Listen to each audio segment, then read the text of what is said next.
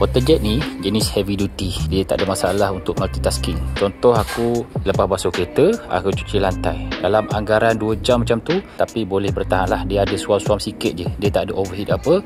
Masih smooth ni. Jauh guys. So kalau korang nak beli untuk cuci kereta, cuci lumut, cuci lantai, tak ada masalah. Yang ni aku pakai memang heavy duty. Aku dah pernah pakai waterjet sebelum ni, tapi yang jenis macam ni yang smooth, tak panas and then tak bising. Ni dia punya gauge. Boleh guna untuk cuci kereta,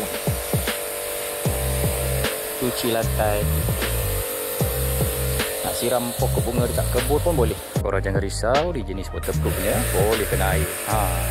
Korang boleh sambung direct pipe ataupun tadah baldi pun boleh juga. Korang akan dapat waterjet ni, dia punya gun, botol sabun standard, adapter semua dibagi, inlet hose dan outlet hose. Jangan risau pasal warranty, dia memang ada bagi sekali lah. Complete set guys, dengan harga dekat beg kuning bawah.